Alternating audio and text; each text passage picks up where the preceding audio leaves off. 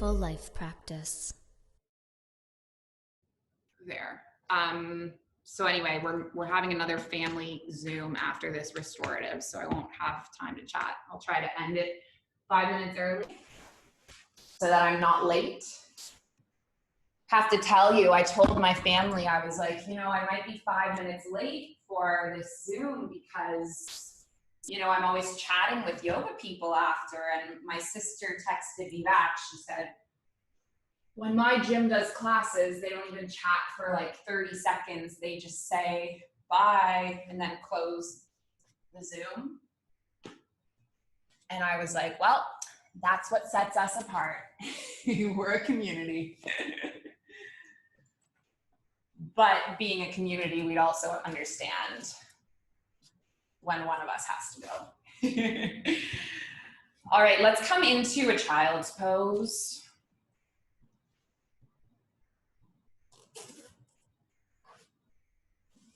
I really like starting restorative yoga in particular with a child's pose. I'm going to turn off my air conditioning.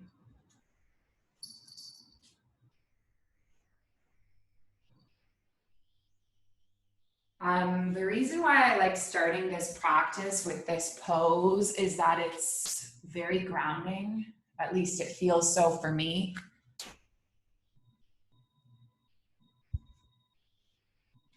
You have your third eye resting on the mat. And this connection allows you to go inward.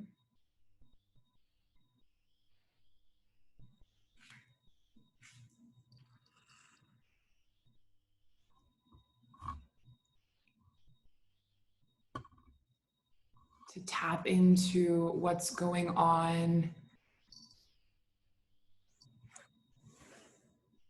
in your body.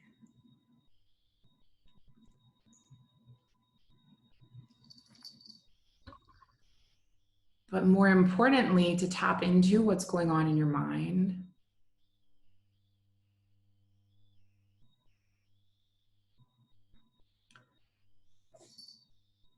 So take some deep breaths and let those deep breaths ground you.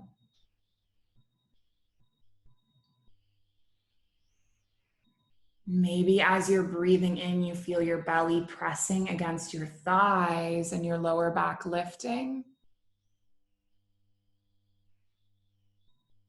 And then as you breathe out, you feel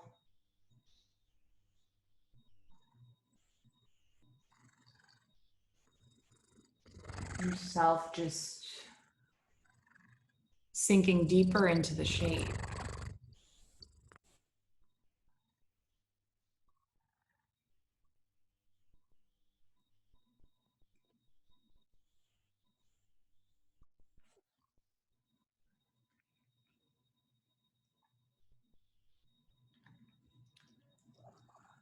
So our practice tonight it's centered around the second niyama.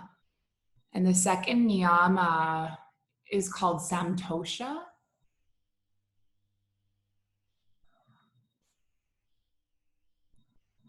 And what Samtosha means is contentment.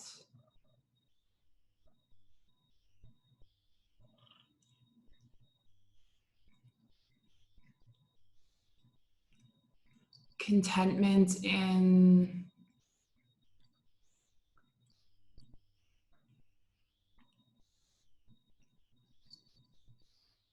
the present moment.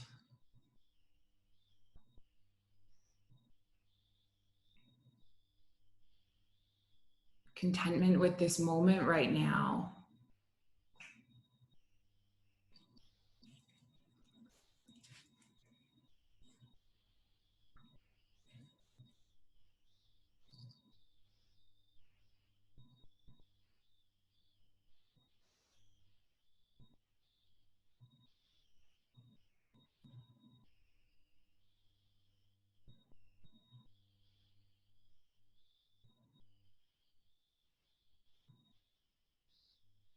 I remember the first time I was ever introduced to this word It was by a woman on my 200-hour yoga teacher training.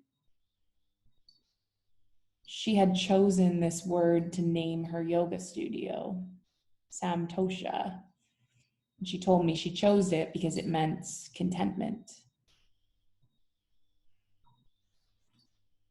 And that's how I've always remembered what this word means.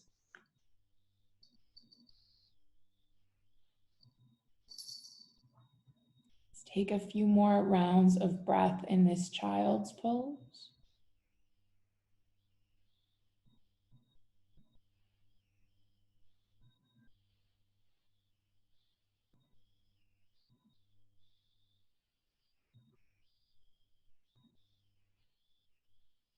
And then just slowly make your way up to seated.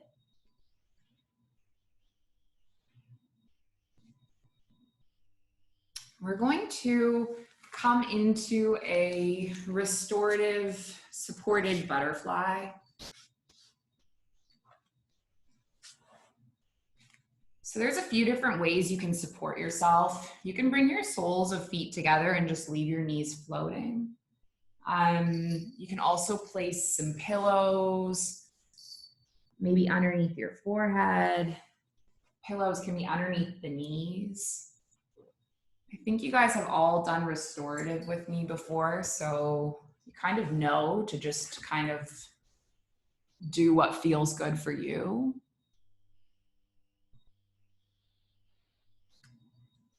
And we are going to take the pose in stillness for about 5 minutes.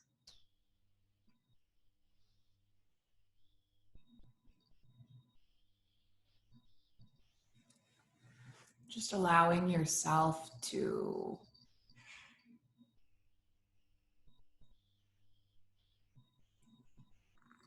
let gravity do the work.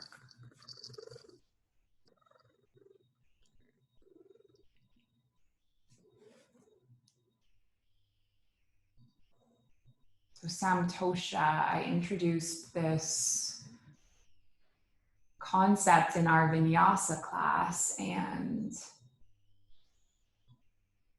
everyone was there except Yasmin. Welcome, Yasmin. But I introduced it by talking about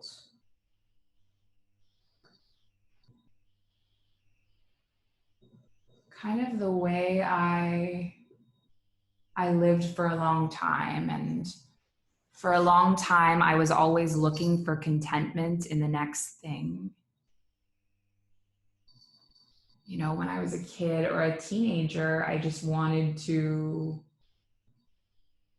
grow up and move out and have my own place. When I lived in residence at school, I just wanted to move into my apartment. You know, when I had these roommates that I didn't like, I just wanted to live on my own. When I was in Kuwait, I hated being in Kuwait, but that's a whole nother story. I think that one was valid. But when I was there, I would live for my vacations when I could leave. And, you know, I just couldn't wait until I moved away. And I've kind of finally arrived in this point where I'm trying very hard to practice Samtosha.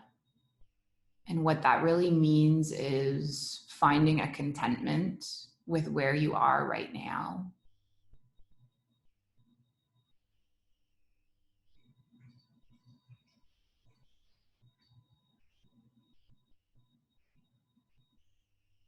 Finding a contentment with what is.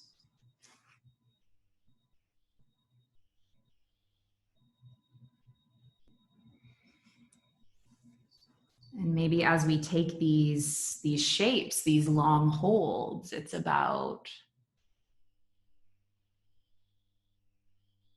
finding a contentment in these postures.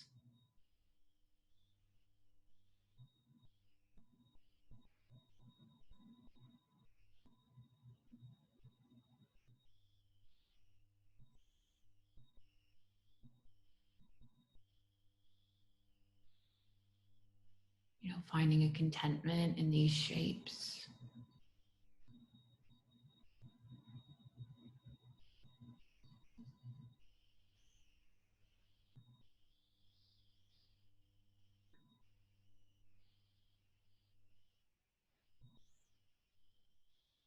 That being said, it's really important to differentiate between, trying to force yourself to be content with something that's a little uncomfortable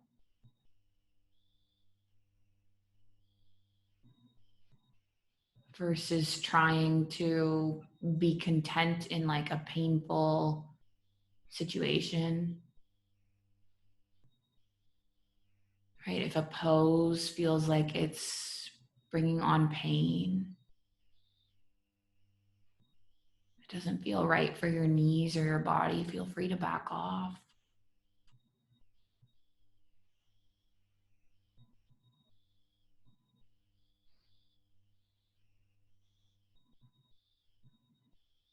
But if it's just a little bit uncomfortable, can you stay with it?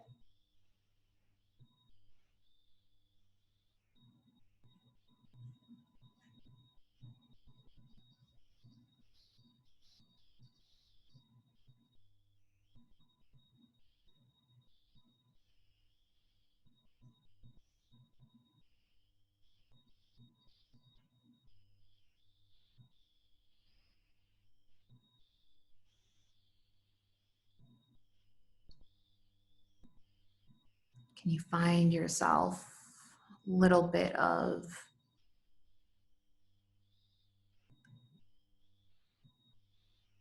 happiness in the shape?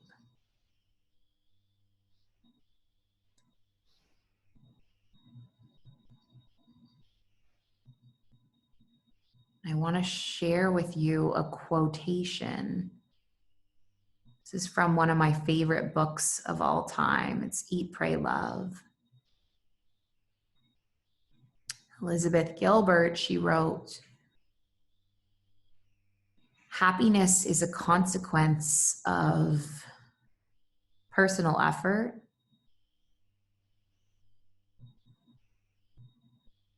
you must fight for it.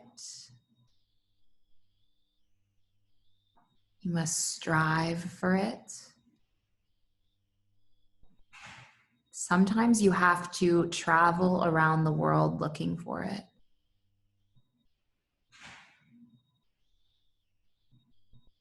You have to participate relentlessly in the manifestation of your own blessings.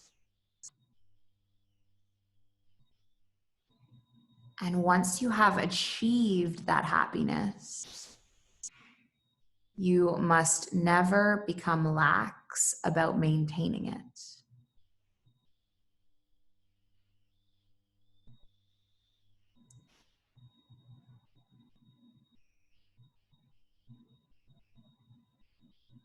You must constantly keep swimming upwards,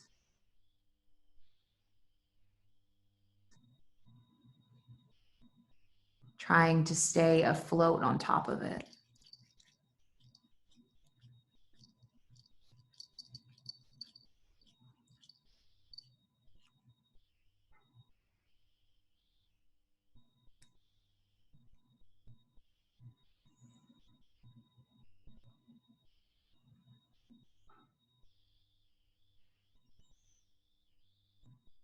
Let's stay in that butterfly for one more breath.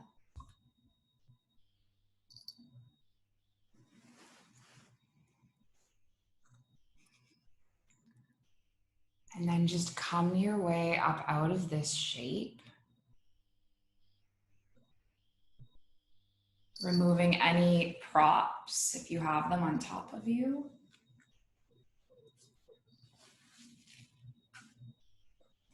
And then let's just rock our knees from side to side.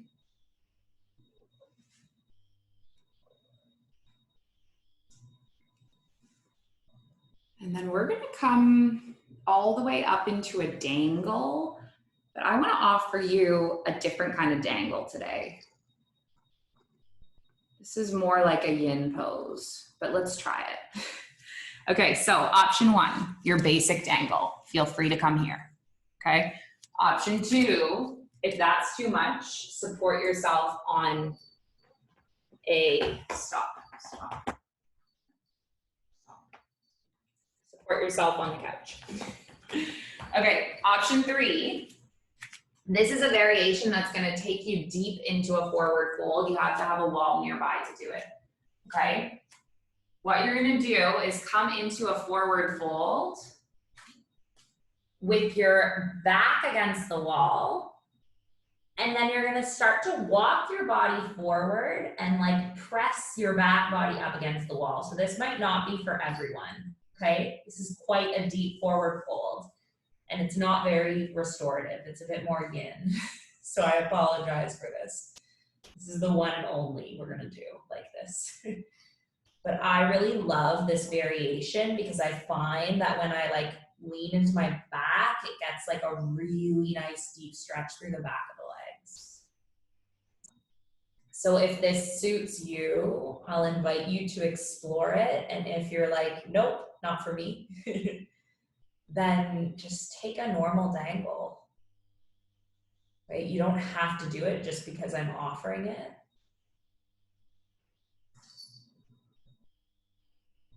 But if you want to do it, it is there for you.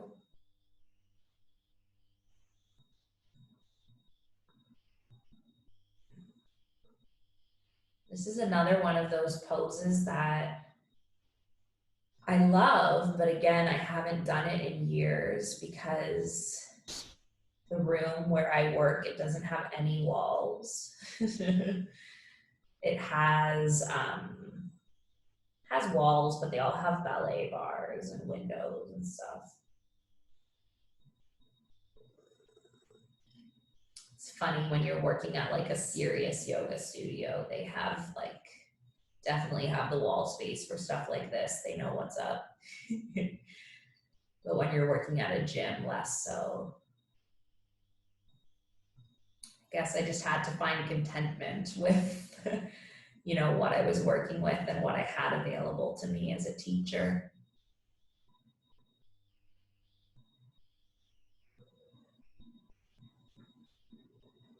We're not going to be here for super long, maybe like 10 more breaths.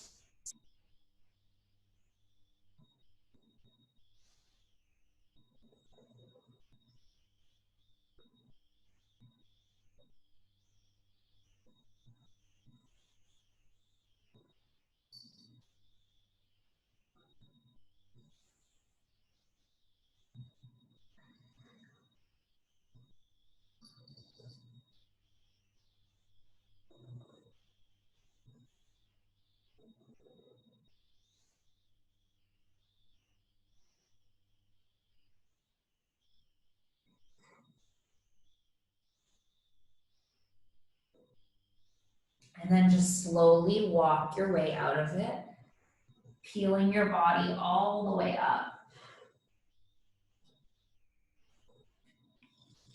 Just bringing yourself into a stand. Take your palms into your heart center. Tadasana or mountain pose.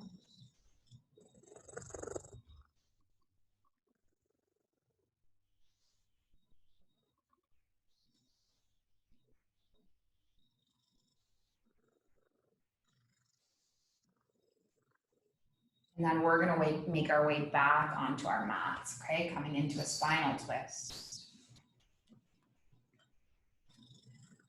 So bring your body down and lay your heart back. Actually, I changed my mind. Before we do the twist, we're going to do a little bit of heart opening. So we just did a lot of spinal flexion. Let's do a little bit of extension. Okay, so lie your pillows. You might even want to get another one just to create a nice little like support for your back. We'll see how that feels. This cat really wants to be part of yoga lately. She knows that she's a key part of it. And I'm gonna bring my soles of feet together like I'm coming into a butterfly, and then open my heart. But really our focus here is the extension through the back, okay? So if you wanna have your legs extended, if you wanna have your knees bent, your feet on the floor, really just anything that makes you feel good. Let your head be resting.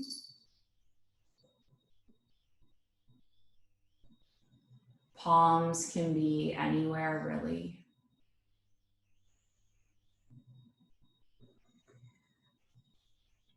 Let this heart opener be a counter pose to the forward folding we've done so far.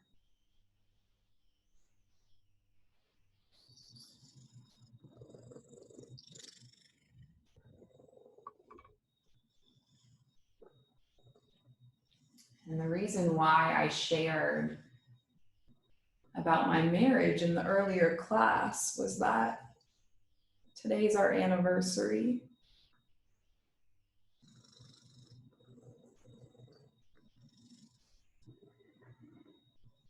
If I stayed in that relationship, I would have been 3 years married. How crazy is that?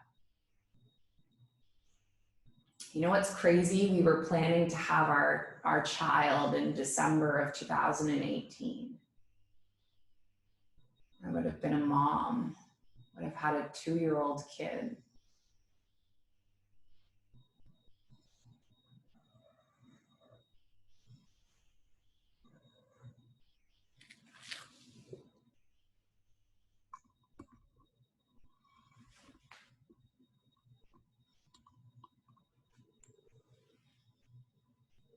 And I shared this because I think it's one of the most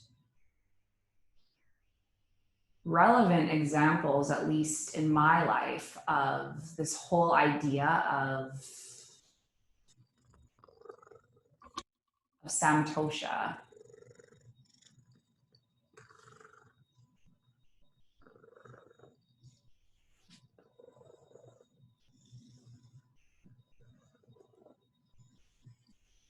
Right, for this whole time I was together in this relationship with this partner, I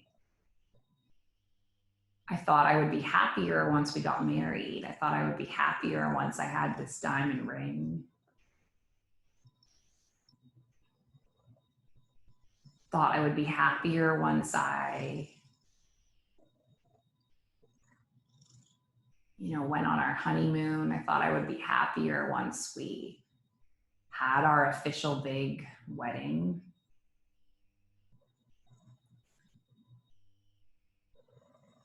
And in reality, when all of that stuff happened,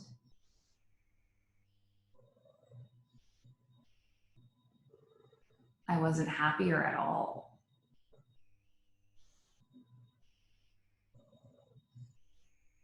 And in retrospect, it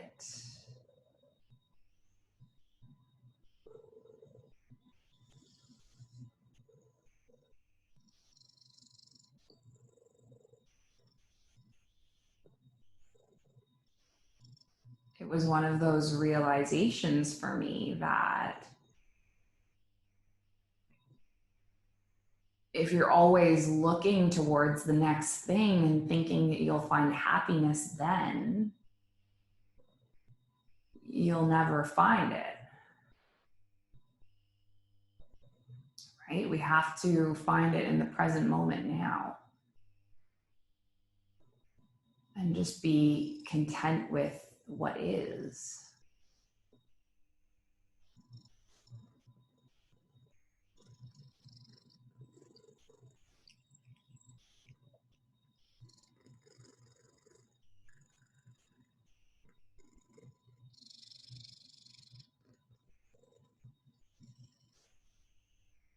I think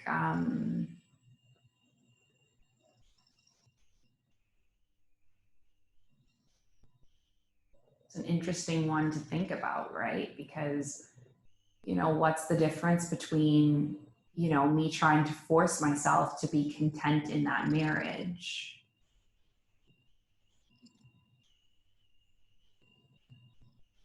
versus leaving it to find contentment? And I guess in reality, it's only something that you know.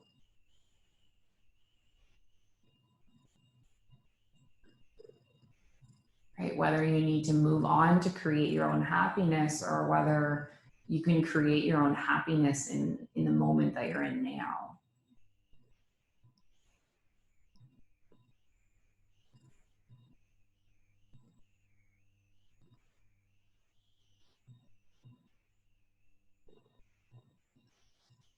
And let's just take one more round of breath in this heart opener.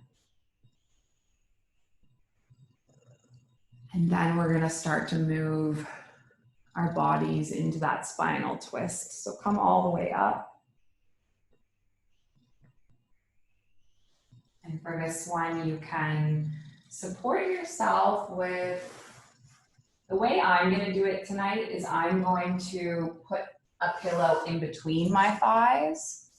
And what this is going to do is this is going to kind of isolate the spiral of this twist through your thoracic spine, through the middle spine. So I'm going to remove the rest of my pillows out of the way. I have one pillow between the thighs. And then drop my knees down over to the left and gaze over to the right. I know there's like a specific order that you're supposed to spinal twist in. I think it's right first and then left. I'm not sure. There's a reason energetically why. Hug probably knows more than me. Hug could probably explain it.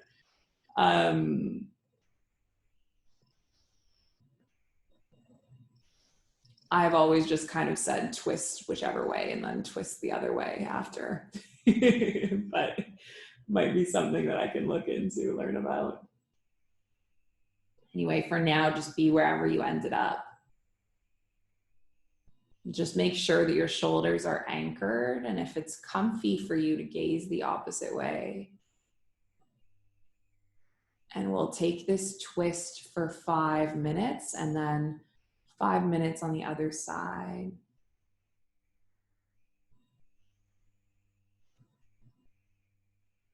While we're resting into this side,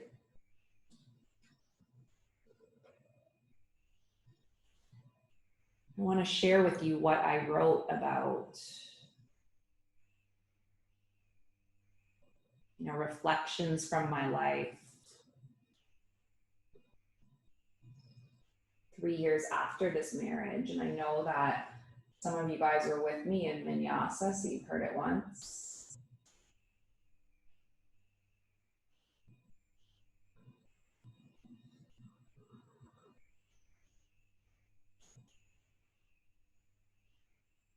So forgive me if you don't want to hear it again. I wrote this and I haven't decided yet whether I'll post it on Instagram because it's an event from my life that I've always talked about in vague terms. I've never given specifics.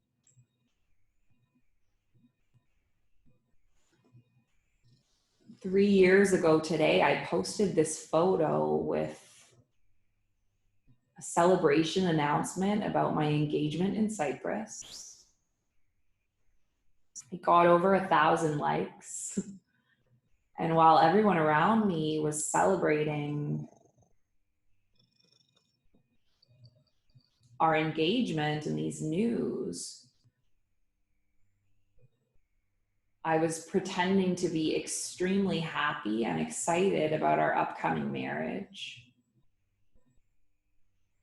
to the most wonderful man I've ever met. But deep in the pit of my stomach, I was having this panic. And it was slowly causing me to stop sleeping, to stop eating, to stop functioning,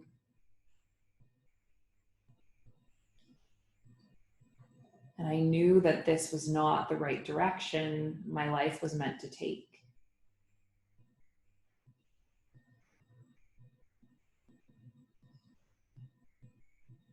I didn't know why or how to explain this to him because I didn't really understand it myself.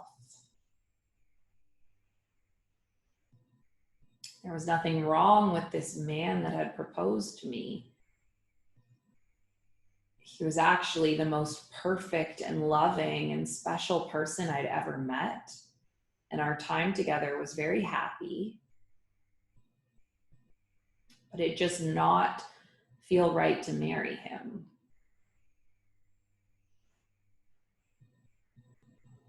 And the breakup 2 months later caused this domino effect through my life. I quit my job. I left an apartment full of stuff in Kuwait. I flew to Canada. I proceeded to sit on my mom's couch for 3 months, eating Chicago mixed popcorn, putting together 1,000-piece vintage Canada puzzles. And what followed after ending this relationship, it was a lot of guilt.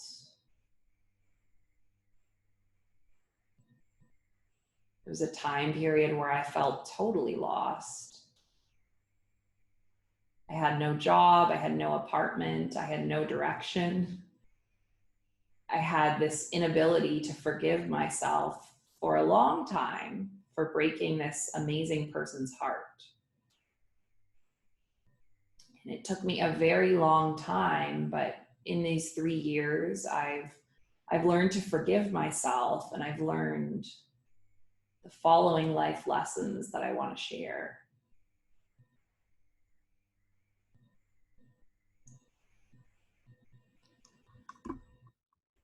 So let's take one more breath in this twist, and then we're going to bring our bodies up, realign the spine, and then just twist the opposite way.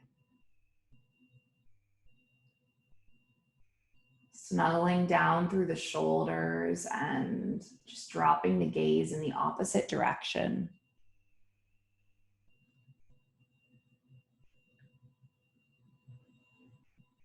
So there's 7 things that I learned.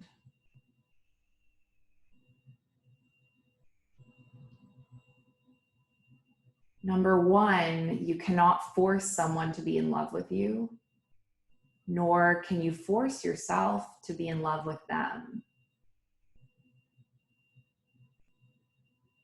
Love is a magnet within both of you. It either exists or it does not.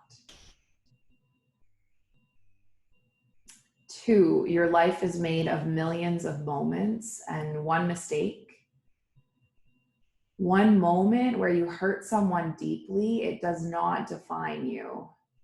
You are not a bad person. 3, you're actually a good person because you found the courage and bravery to back out. Rather than subjecting this man to misery for a lifetime as he tried as hard as he could to be your perfect partner and never succeeded because it was impossible.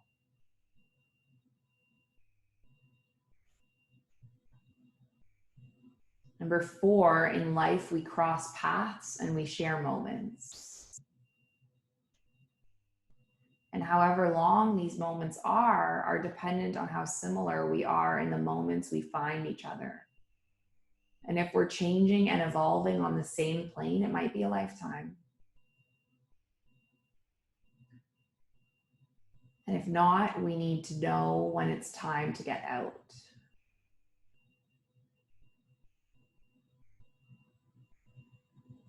Number 5, it's okay to quit a job, leave a partner, or end a friendship if you're being held back from your happiness or you're holding someone back from their happiness. You want to create something together that's soulful, that's meaningful, and that's authentic.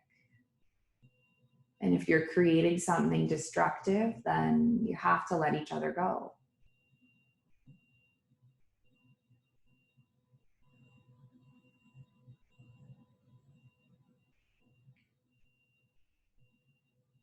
Number 6, after you've let go, if you're lost and you're feeling like you have no direction, it might be the beginning, not the end.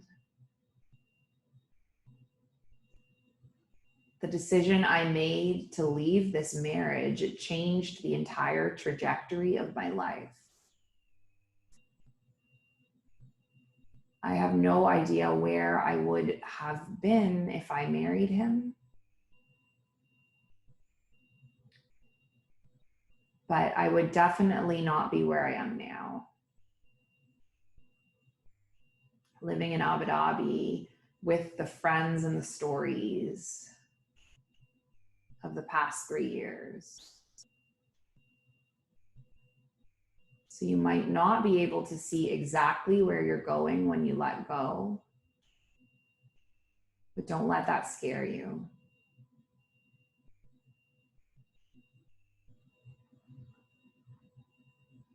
And then the 7th is to follow your soul. Always, always. And in doing this, you will let other people down.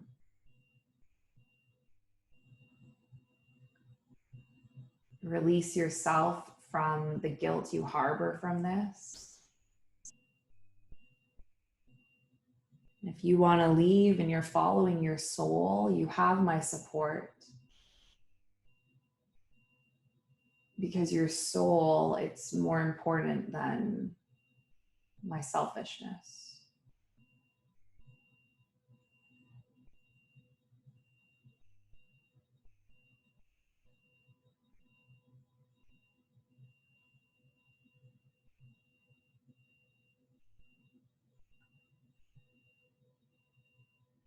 We're going to be in this twist for about a minute more.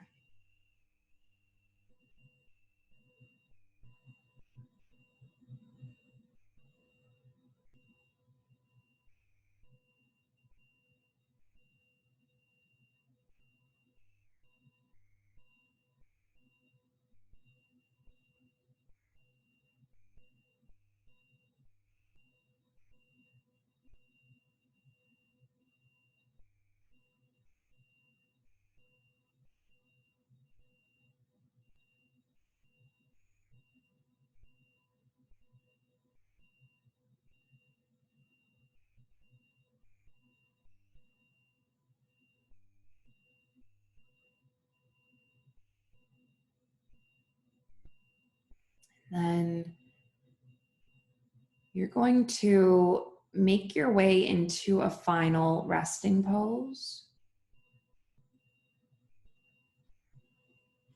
I'm going to take a few minutes and legs up the wall before I come to a seated meditation. You're more than welcome to do that. But we are in our last 10 minutes. You can also stay in your legs up the wall for the whole 10 minutes. That's okay. I'm going to do it for just about 3 and then make my way up to seated.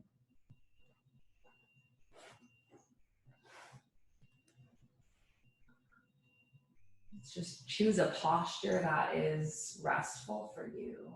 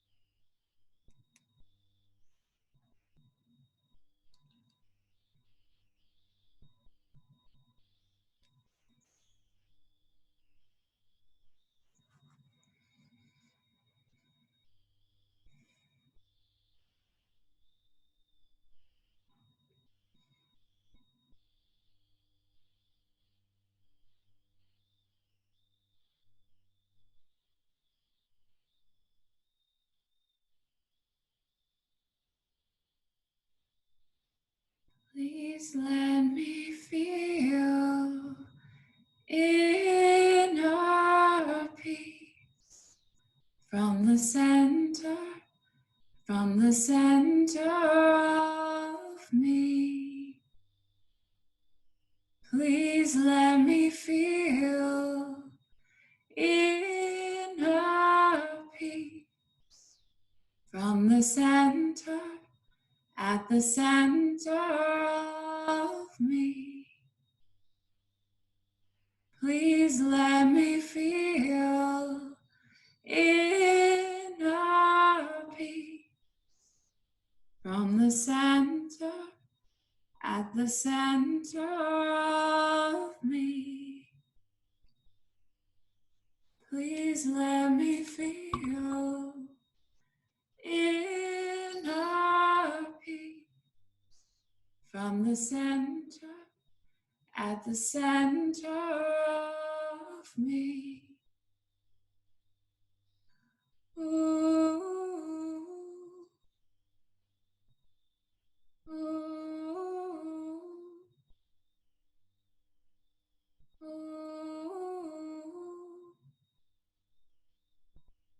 ooh, ooh.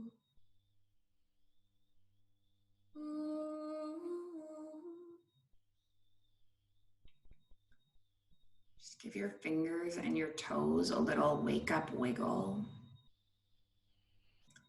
If you're in seated, feel free to stay there. And if you're on your back or in whatever pose you're in, just make your way up to join us.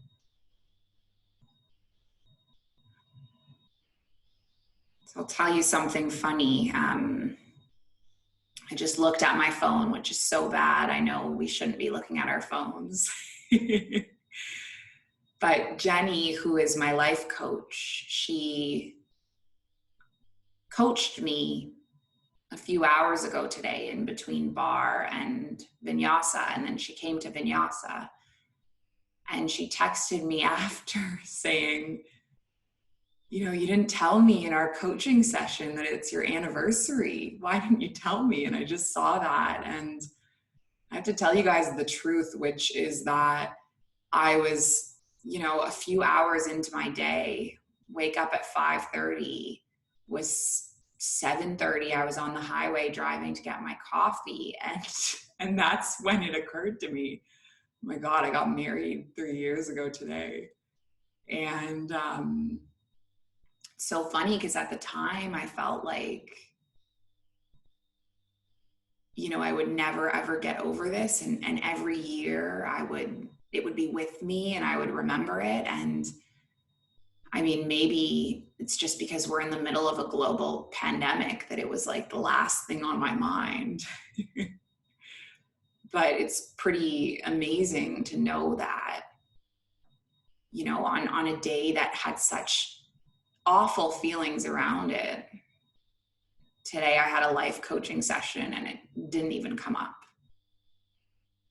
And not because I didn't want to tell her, but because it was just so irrelevant to me. It didn't even feel like it needed, you know, mentioning. And I think it's just a relevant point when you're going through crap. It feels like it will matter forever. And a few years back, you'll look back and be like, huh, I was married to a dude from Mexico for 6 weeks. I hope no one else has done that except me who's here, but you never know. Let's sign off together with an Om sound, unifying us together despite the fact that we're apart. Inhaling, exhaling, and then inhaling through to make the Om. Okay, so take a breath in. Take a breath out. And then take a breath in. Oh.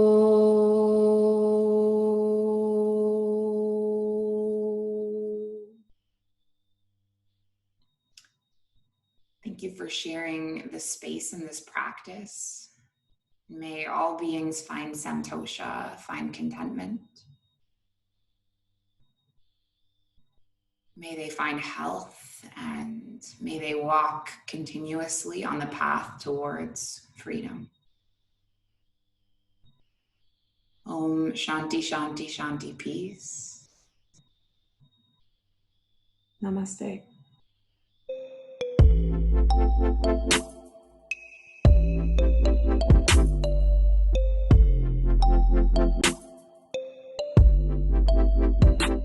The Mindful Life Practice.